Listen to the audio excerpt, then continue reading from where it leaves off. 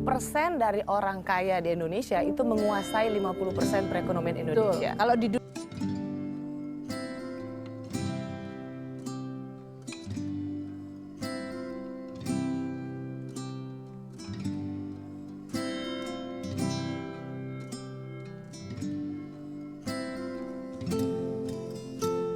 Tapi sekarang apa yang terjadi? 0,2% orang Indonesia menguasai 74% tanah di Indonesia. Melalui konglomerasi PT itu, PT ini, real estate, pertambangan, perkebunan sawit, HPH, dan sebagainya. Ini cuma tinggal bom waktu. Apalagi yang 0,2% itu, maaf kalau pakai bahasa lama, itu non-pribumi. Ini bom waktu. Nah, jadi saya pikir hanya presiden yang cerdas dan berani, hanya presiden yang cerdas dan berani, hanya presiden yang cerdas dan berani yang bisa menyelesaikan soal ini, dan dia memang punya kewibawaan yang besar untuk berbicara kepada semua pemimpin yang ada di negara kita ini.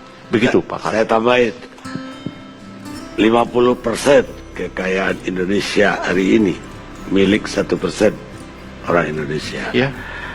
70% kekayaan milik 10%, 30% bagi untuk.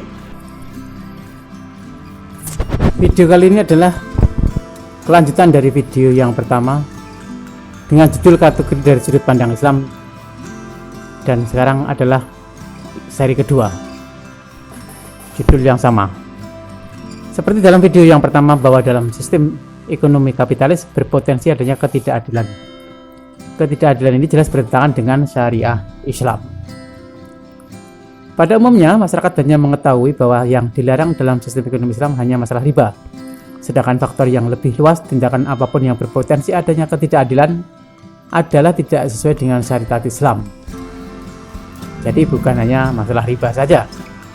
Bisa kita rangkum di sini, prinsip-prinsip syariah yang dilarang dalam operasional perekonomian Islam adalah kegiatan yang mengandung unsur-unsur sebagai berikut. Maisir.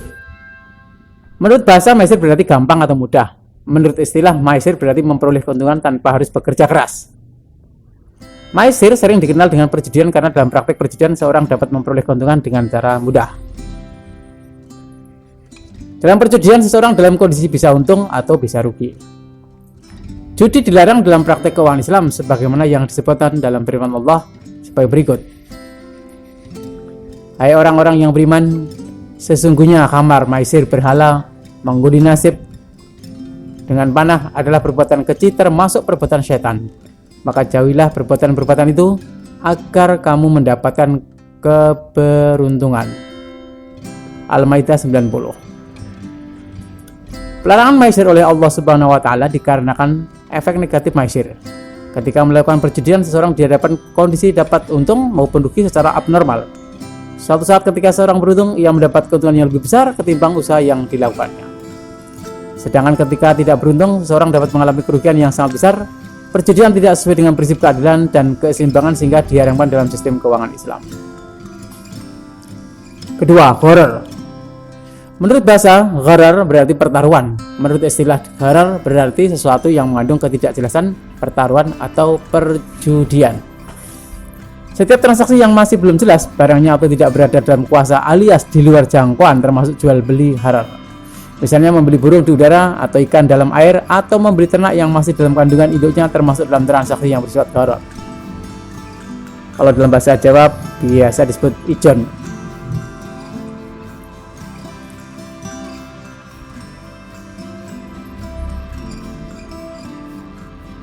Pelarangan gharar karena memberikan efek negatif dalam kehidupan, karena gharar merupakan praktek pengambilan keuntungan secara batil.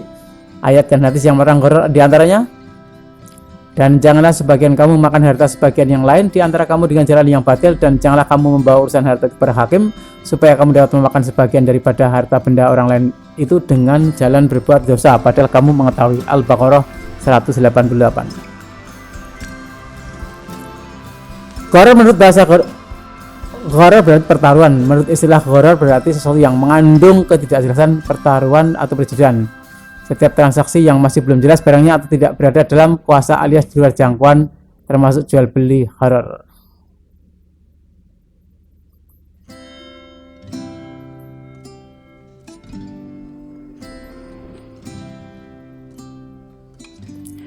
Riba dibagi dua, satu riba hutang piutang dan riba jual beli. Riba hutang piutang terbagi menjadi dua macam juga, yaitu riba qard dan riba jahiliyah. Riba qard yaitu suatu manfaat atau tingkat kelebihan tertentu yang disyaratkan terhadap yang berhutang. Misalnya putra memberikan pinjaman dana tunai pada Fauzan sebesar 1 juta dan wajib mengembalikan pokok pinjaman dengan bunga sebesar 1.500.000 pada saat jatuh tempo, dan kelebihan dana pembelian ini tidak dijelaskan tujuannya untuk apa. Riba jahiliyah. Riba jahiliyah yaitu hutang yang dibayar lebih dari pokoknya karena si peminjam tidak mampu membayar hutangnya pada waktu yang ditetapkan. Contoh, Fulan meminjam 700.000 kepada Fulana dengan tempo 2 bulan. Pada waktu yang ditentukan, Fulan belum bisa membayar dan meminta keringanan. Fulan yang menyetujuinya, tetapi dengan syarat Fulan harus membayar 770.000. Riba yang paling sering di pengertian masyarakat ya kedua di atas. Sekarang mari kita lanjutkan tentang riba jual beli. Riba jual beli terbagi menjadi dua juga, yaitu riba fadl dan riba nasiah. Riba fadl yaitu pertukaran antara barang-barang sejenis dengan kadar atau tukaran yang berbeda, dan barang yang dipertukarkan termasuk dalam jenis barang ribawi. Contohnya adalah 3 kg gandum dengan kualitas baik ditukar dengan 4 kg gandum berkualitas buruk atau yang sudah berkutu. Riba nasiah yaitu penangguhan penyerahan atau penerimaan jenis barang ribawi dengan jenis barang ribawi lainnya. Contoh, Fahri meminjam dana kepada Juki sebesar 300.000 dengan jangka waktu atau tenor selama 1 bulan. Apabila pengembalian dilakukan lebih dari 1 bulan, maka cicilan pembayaran ditambah sebesar 3.000.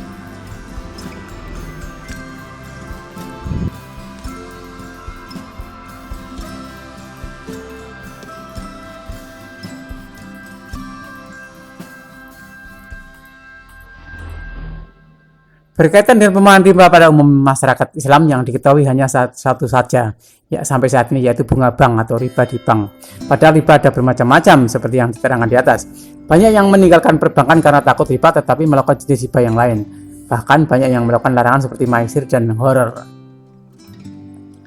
Bunga bank jelas riba, tetapi coba renungkan substansi pemakaian uang kertas saat ini. Paling tidak pemakaian dolar saat ini berpotensi tidak adil.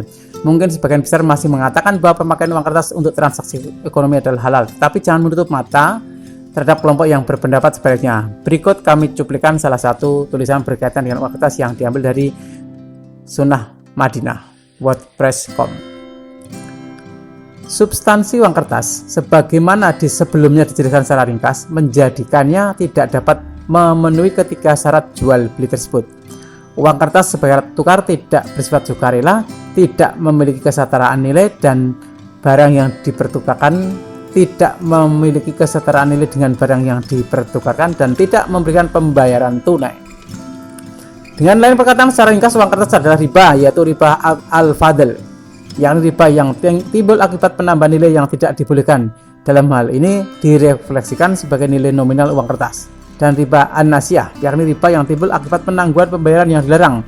Karena uang kertas adalah nota utang atau sejumlah harta tertentu yang saat ini utang itu pun bahkan tidak lagi diakui oleh penerbitnya.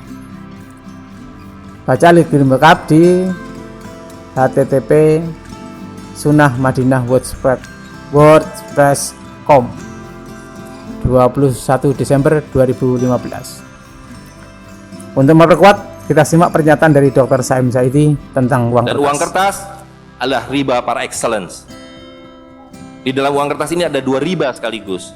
Ya, jadi saya kira itu saja. Saya mohon maaf mengambil waktu agak terlalu banyak, tapi ini penting karena supaya clear semuanya. Ya, karena ini baru pertama kali dibicarakan di Ternate. Demikian, assalamualaikum warahmatullahi wabarakatuh. Warahmatullahi wabarakatuh.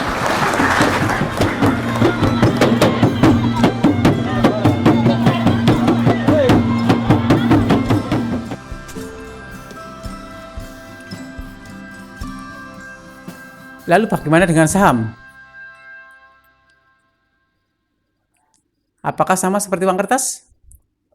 Sama saja. Sebagian tidak mempermasalahkan keberadaan saham, namun kita juga perlu memberi ruang untuk pendapat yang berbeda, seperti tulisan di bawah ini yang diambil dari republika.com.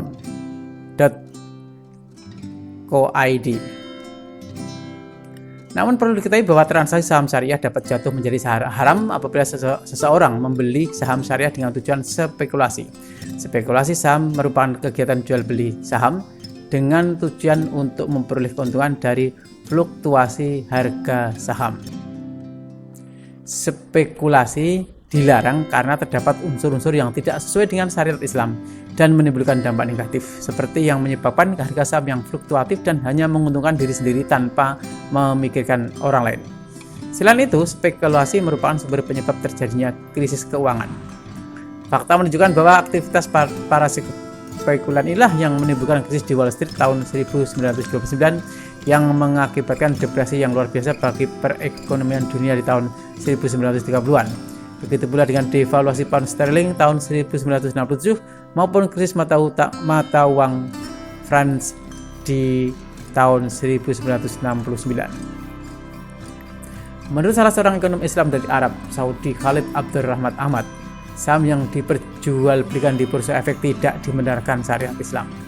Ia beralasan selisih uang antara harga saham dan harga nominal tidak diketahui wujudnya dan tidak diperhitungkan ketika pembagian keuntungan perusahaan itu dibagi kepada pemilik saham. Karenanya jual beli saham mengandung unsur penipuan yang besar. Lebih jelas lihat di republicaco.co.id. Silakan dibaca. Saya kira menjadi identik juga dengan penggelembungan nilai sertifikat yang berupa kertas yang dipermainkan oleh spekulan tanah melalui bank. Dari keterangan di atas dapat disimpulkan bahwa riba merupakan tindakan yang dilarang dalam Islam, tentunya kartu kredit termasuk di dalamnya. Ini sebagai kesimpulannya ya, jadi kartu kredit haram dalam Islam. Namun yang dilarang bukannya hanya riba, dan yang dimaksud riba pun bukan hanya sekedar bunga bank. Jadi jangan hanya menghindari bunga bank, tapi melakukan riba-riba yang lain atau tindakan yang dilarang yang lain. Dan yang dimaksud riba pun bukan hanya sekedar bunga bank, semua tindakan yang berpotensi adanya ketidakadilan adalah bertentangan dengan Islam. Dilema riba.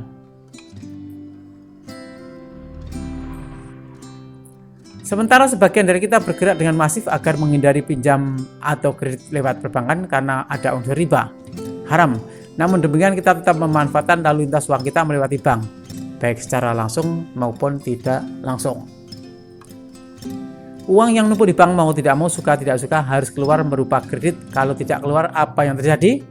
Matilah bank tersebut, karena penyaluran kredit merupakan unsur utama dalam kehidupan perbankan. Bank itu mengambil dana dari nasabah masyarakat kemudian disalurkan. Kalau tidak ada yang pinjam, ya banknya akan mati, karena bank untung kalau ada orang pinjam. Jika kita tidak mau pinjam bank, misalnya ada kelompok yang tidak mau pinjam bank, atau etnis tertentu, atau Anda kepercayaan tertentu, maka bank pasti akan mencari orang lain untuk siap menerima gelontoran uang tersebut. Kalau kamu atau kita tidak mau, siapa yang akhirnya mendapat gelontoran uang? Kalau kita sendiri juga tidak mau memanfaatkannya? Lalu siapa yang bisa bikin mall dengan dana besar memakai pinjam bank? Siapa yang bikin jalan tol dengan dana besar dengan memakai skema kredit perbankan? Siapa yang akan membuat pabrik dengan anggaran yang begitu tinggi? Mereka-merekalah yang mendapat gelontoran dari bank, dan Anda jadi karyawan selamanya.